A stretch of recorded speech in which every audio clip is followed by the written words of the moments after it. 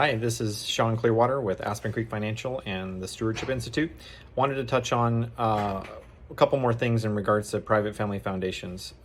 One of the top questions we get is, how long does it take you to set it up?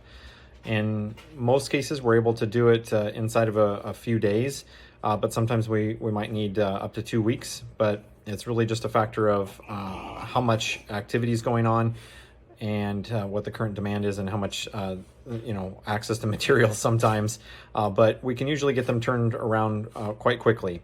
One of the things that we do that allows us to go forward with that speed and velocity is that we do foundations in trust form as opposed to corporation form.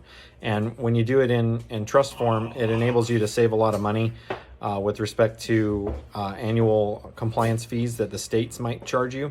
In California, if you were to do it in corporate form, you'd have to pay $800 a minimum each year, and you'd effectively be renting the name of your foundation from the state. So we have found that you don't need to go that route to serve the purpose of setting up a foundation for yourself and for your family. You can do it in trust form and have the same effect. You can have the same nonprofit entity.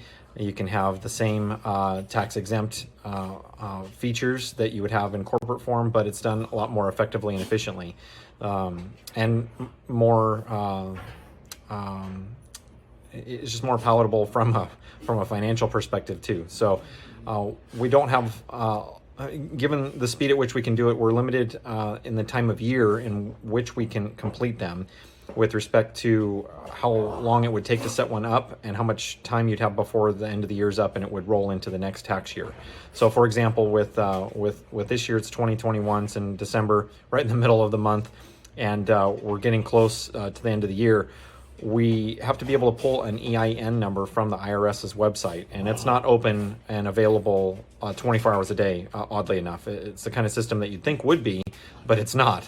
So we're currently not aware of exactly when they're going to shut it off, but it could be unavailable starting at the end of this week, which would be, I think, the 17th.